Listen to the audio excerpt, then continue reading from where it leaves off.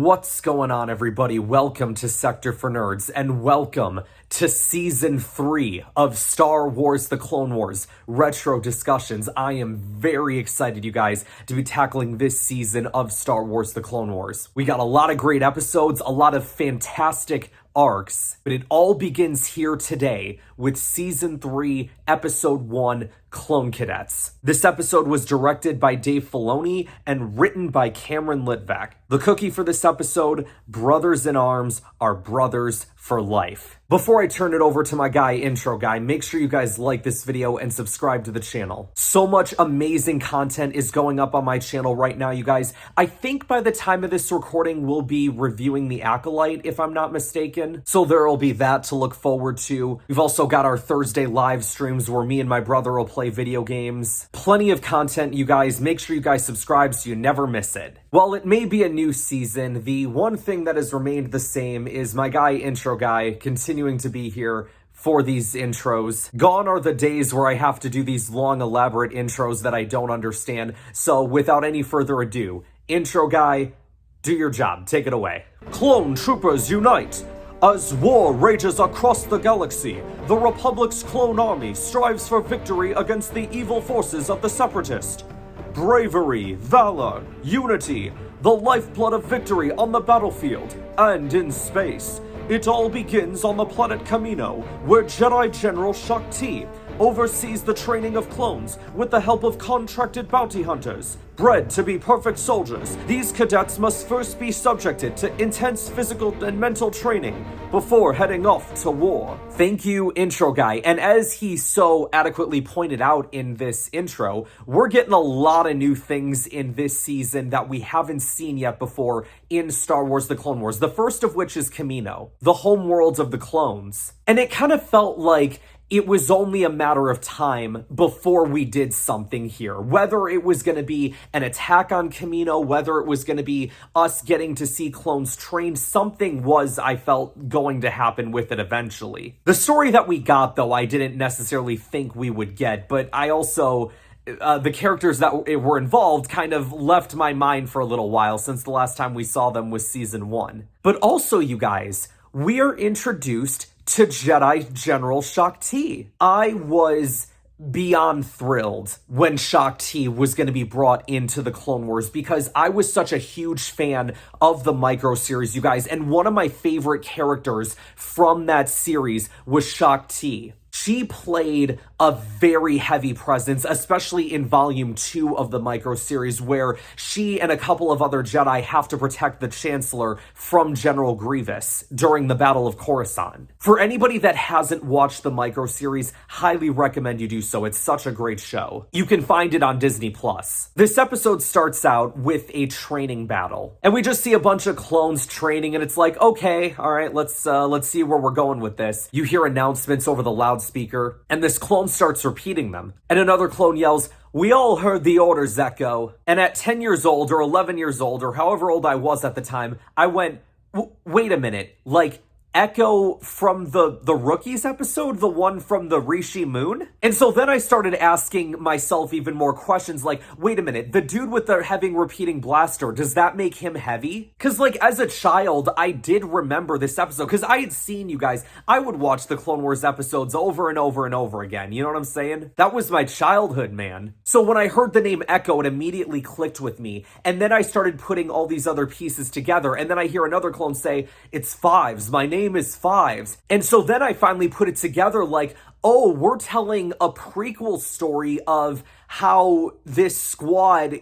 got to where they were in Season 1. And I was like, okay, I'm behind this a little bit. So we find out this squad's name is Domino Squad, but they aren't working well as a team. They're all just arguing with each other. Heavy's trying to do stuff by himself, and eventually it leads them to failing this test. Now, during this, we get commentary from Shaak Ti, and as well as two bounty hunters, and their names are Ellis and Brick. Brick is like the hardcore trainer and like the tough guy. And then you've got Ellis, who's more of the softer character, the person that really cares. Brick is sitting there the whole time saying, these guys fail. Just send them down to 99 and maintenance. That's all these guys are going to be good for. And Ellis is like, no, we can't fail them yet. Like, this is only a practice test. The Citadel course was designed to be a difficult challenge. We got to give these guys a chance. And Shaak Ti, while she doesn't agree with Brick's sentiment, he's not wrong about the cadets not being ready.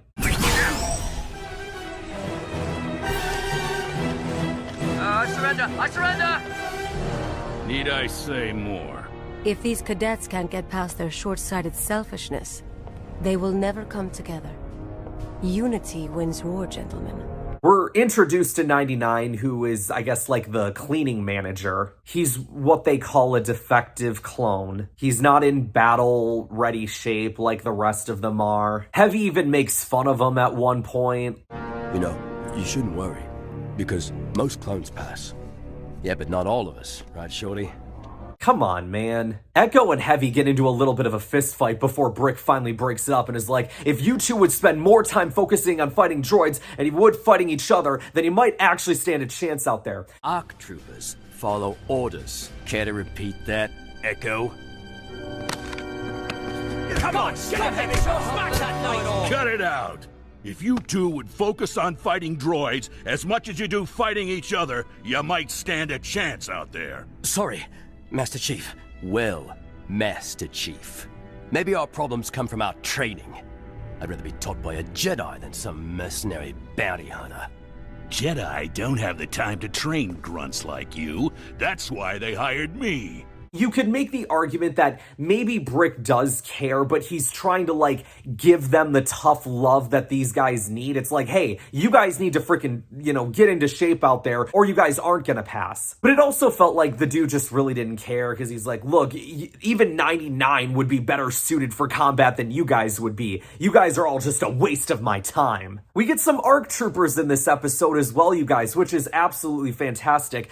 ARC troopers is another thing from the Micro series. They play a big role in the first volume of the Micro series, and a little bit of a role in the second one as well. Again, go watch that show. It's great. I promise you, it's worth your time. And we are going to talk about it one of these days, I promise you. The ARC troopers, interesting enough, have that Phase 2 armor. Like, you look at the helmet designs, they look a little bit different, more like the Revenge of the Sith style helmets rather than the Attack of the Clones ones that we've been seeing so far. So Domino Squad go through with their test after watching Bravo Squad complete theirs, and they worked well together. They worked as a good team. They also apparently passed the practice challenge course in ARC Trooper time. Let's start with a unit that ran the practice test in record time. ARC Trooper time. Think he means us, boys? Bravo unit, step up. Well, bravo for Bravo Squad. But once again, Domino Squad ends up failing because Droid Bait, as one of the clones is called, ends up getting shot. And I believe it's Cut Up, whose name we get a little bit later, went to go look at him and be like, guys, I think he's hurt.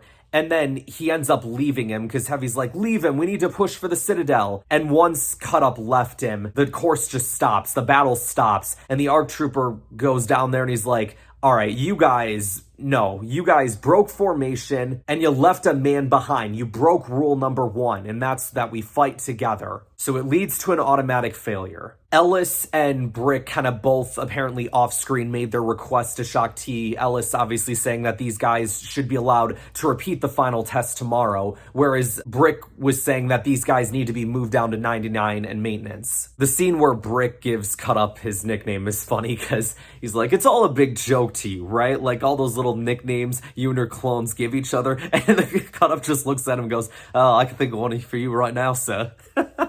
By the way, all of these clones, voiced by one man, we all know it at this point, like, D. Bradley Baker is a freaking legend. Brick tries to, like, get Cut Up to, like, fight back, because I think what he was trying to do was get him to fire back, so then that way he could get them all kicked out of the army. Shout out Cut Up, man. He didn't give in. He took it, and he's just like, thank you, sir, for my name, Cut Up. I like the sound of it. Echo and Fives go to Shaak Ti because they want to be transferred to another squad, but Shaak Ti says, look, you guys need to solve your problems as a group, not as individuals. You're where you need to be. And she also tells them that she's decided that you guys are going to take the test again tomorrow. Heavy tries to go AWOL, but 99 stops him. And this scene, you guys, oh my gosh, I love this scene. And I love 99. And oh my gosh, this was so good. Heavy says, we're nothing but a bad batch. Nice little foreshadowing there. We're failures, like you. And 99 just is like, man, how could I be a failure when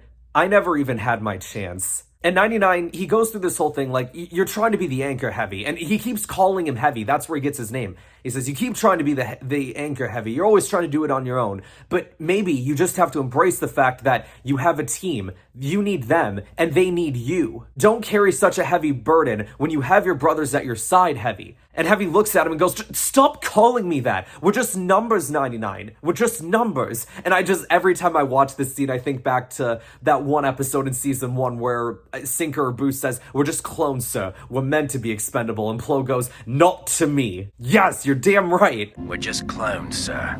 We're meant to be expendable. Not to me.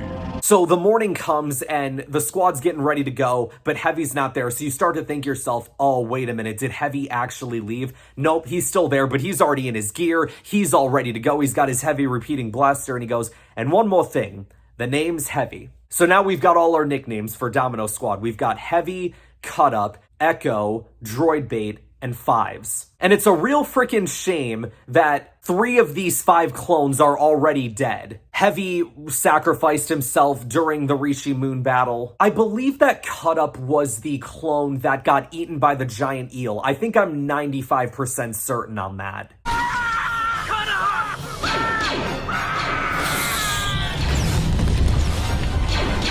What the hell was that? Poor Cut Up. I can't remember when Droid Bait died. I would assume it was when the commando droids attacked. Yeah, it would have had to have been because there were only 4 clones that left that base at the time, and then one of them got eaten by the eel, and I'm pretty sure that would have been Cut Up. And then that would have left Echo, Fives, and Heavy, and then of course Heavy sacrificed himself to save the rest of the group and to make sure that the Republic fleet arrived. Yeah, man, it's a real shame. But again, it is cool that we're getting to see this backstory of these guys. This is technically one of the first episodes chronologically of the Clone Wars. I think it goes the Christophsis arc and then this episode. All right, you guys, this test battle here, that theme that they play when they first walk out onto the field, and you just know that this feels different between them actually feeling like a cohesive unit and as well as Kevin Kiner's amazing music. And every time I watch this battle and every time I listen to that theme, I always just get emotional because that is Domino Squad's theme. We all know what we have to do.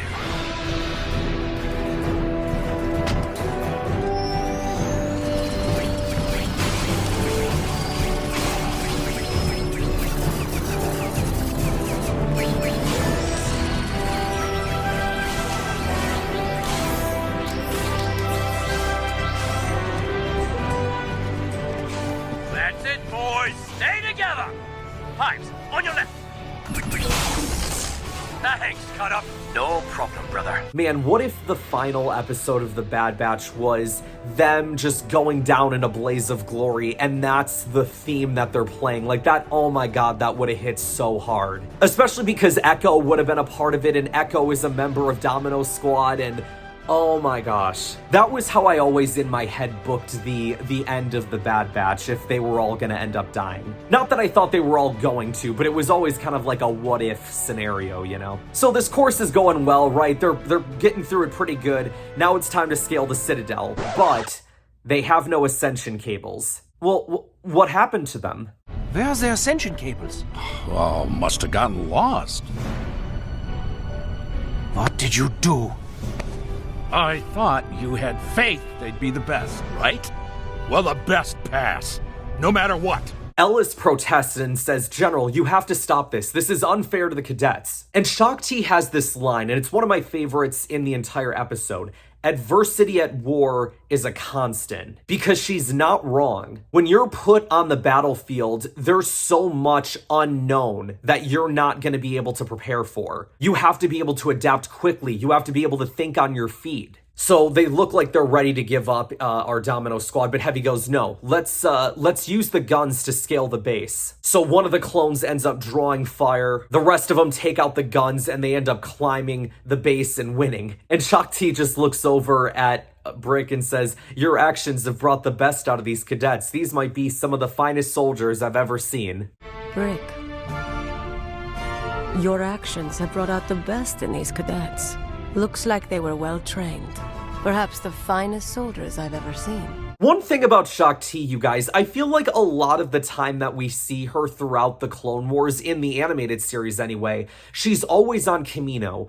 And it wasn't until I just watched this episode through again where I picked up on something that Lama Su ends up telling her. And that she's the general in charge of training. So that would have to mean that Shaak Ti would have spent most of the war on Kamino. And that's not even just me assuming, that's just me going off of what they are telling us in the story. Which, again, is definitely different from the micro-series, because in the micro-series we see her in many different battles. So yeah, I guess if you're asking me which version of Shaak Ti I like better, I would definitely say the micro-series, if I'm being honest. But I've also said the same thing about General Grievous, so it's no secret. At the end of this episode, we see Heavy giving his medal to 99. Very touching moment. And then we see Shaak Ti sending off all of the clone troopers to the war. They are no longer cadets, they are troopers. And that's the end of the episode. So overall, you guys, I enjoyed this episode. I do always feel like it's a little weird, and Star Wars The Clone Wars is not the first show to have done this. There have been many shows that have done this before,